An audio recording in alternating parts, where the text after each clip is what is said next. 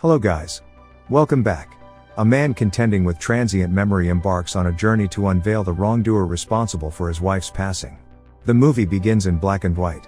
Leonard Shelby wakes up in a discounted room, unsure of why he is there. He keeps trying to think for a long time to find out where he is, but he does not understand anything. He tries to collect some notes and tries to find out with their help, but to no avail. After some time, he hears the voice of the phone. The phone rings, and he picks up the call, answers it immediately, and chats with an unknown caller. He explains to the caller that he has anterograde amnesia, which prevents him from making new memories. He discusses the ailment by recounting the story of Sammy Jankis, who suffered from the same issue. Actually, Leonard's and Sammy's diseases are almost the same.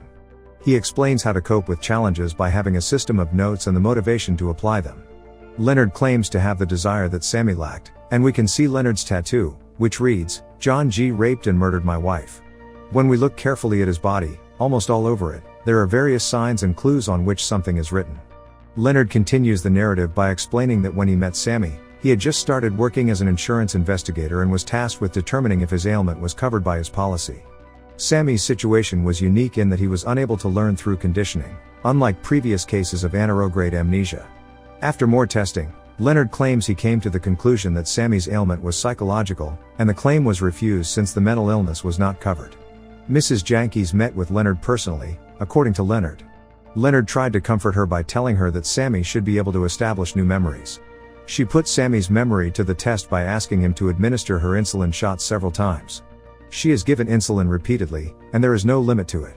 She fell into a coma and died as a result of the overdose. After this, a very strange thing happens with Sammy, which leaves us all shocked. We see that Sammy was sent to a mental facility. There are many other mental people present there, among whom he feels quite disturbed. The caller and Leonard discuss Leonard's search and how the police did not accept the tale of the second attacker throughout this chat. The caller introduces himself as a cop and offers Leonard further information on his search. The information that the second assailant was a drug dealer is tattooed on Leonard's body. The caller names the second assailant as Jimmy Grants and informs Leonard that he has scheduled a meeting with him.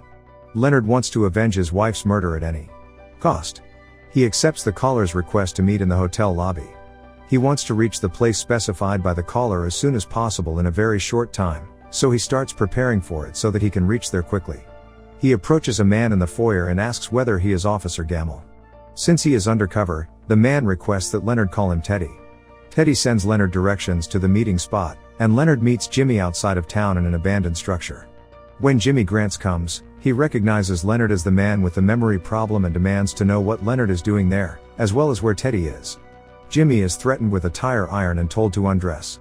Jimmy begs Leonard for his life, telling him that he has $200,000 in the trunk of his car to pay for the narcotics Teddy was supposed to bring to the rendezvous. Leonard strangles Jimmy, then takes a Polaroid snapshot of his body and begins dressing him. The film progressively transitions from black and white to color as the snapshot of Jimmy's body develops.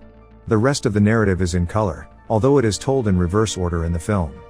Before dying, Leonard hears Jimmy mumble, "Sammy," as he takes him down the basement. If Jimmy was aware of Sammy, Leonard concludes that he was not the second attacker.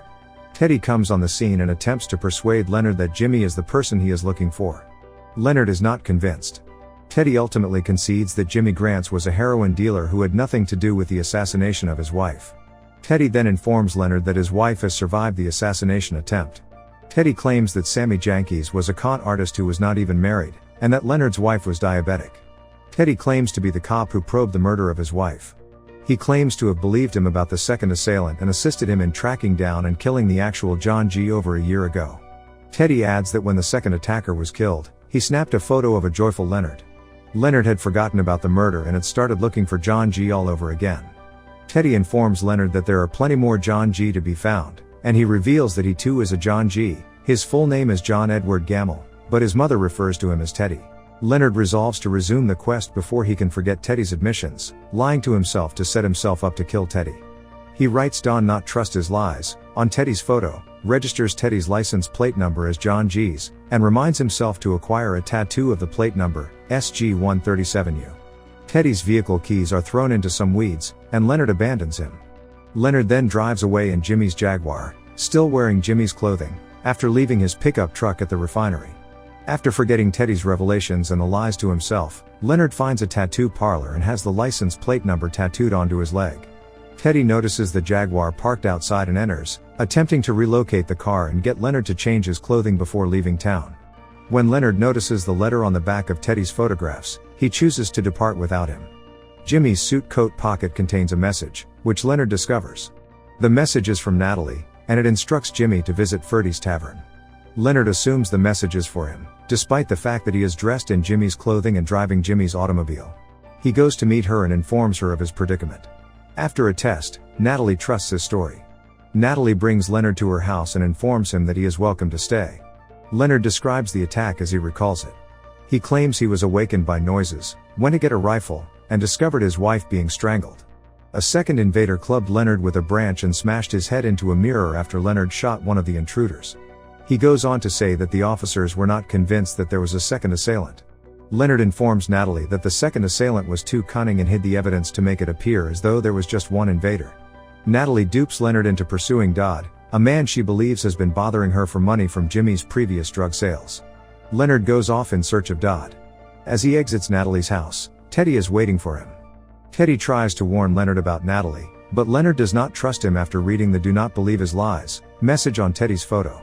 Leonard decides he does not want to stay with Natalie and goes to the discount inn on Teddy's recommendation.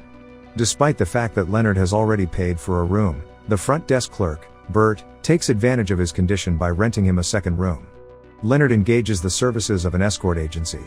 When the escort comes, Leonard tells her that he merely wants to re-experience going to sleep, just like the night of the attack. The escort wakes him up after he falls asleep. Leonard motions for the escort to depart. He then takes his wife's personal stuff to a reservoir and burns it. Leonard exits the reservoir in the morning and is seen by Dodd. Dodd chases after him with a gun, but Leonard manages to elude Dodd and travels to his hotel to await his arrival. Leonard once again forgets, and he goes in to take a shower. While he is in the shower, he hears someone entering the bathroom. He is Dodd. Dodd pulls away the shower curtain, and Leonard attacks him and knocks him unconscious. After tying him up, he calls Teddy to the hotel room. After he is set free, Dodd is persuaded to leave town by Leonard and Teddy. Leonard spends the night at Natalie's as a thank you for helping him get rid of Dodd. In the morning, she agrees to trace the license plate number tattooed on Leonard's leg. Leonard goes to a diner, and he does not remember who he is there to meet. As he is walking by the table, Natalie pulls him and asks him to sit on the table. Leonard starts to apologize for his condition, but Natalie cuts him off and tells him that he has already told her about his illness. While they sit there, Natalie asks him if he wants the information, and Leonard says that he does, as his wife deserves revenge. Natalie says that he won't even remember what he did, but Leonard says that he just wants the information. While they are sitting in the diner, Natalie asks Leonard to tell her about his wife, as he loves remembering her. Whenever Leonard talks about his wife, he feels a strange happiness because he loves her very much. He starts recalling bits and pieces about his past life and says that all these moments just kind of add up to give the feel of a person, which is enough to tell him that he misses his wife and hates the person who took her away. He wants to search for the person who harmed her at any cost. She also gives him instructions to go to an abandoned spot outside of town where a person she knows used to make bigger deals.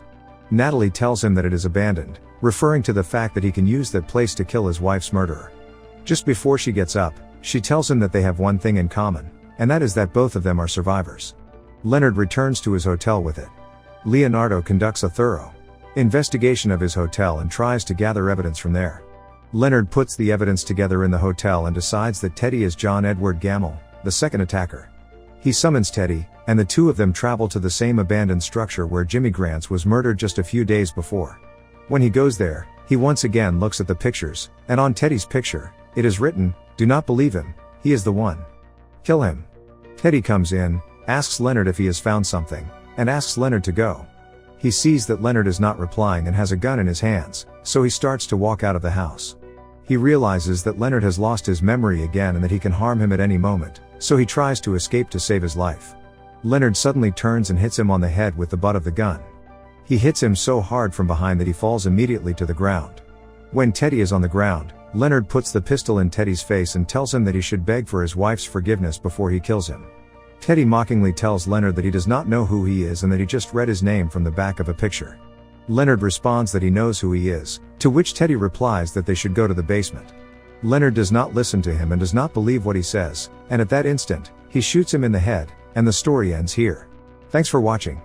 Don't forget to give a thumbs up and subscribe. Take care, and see you next time.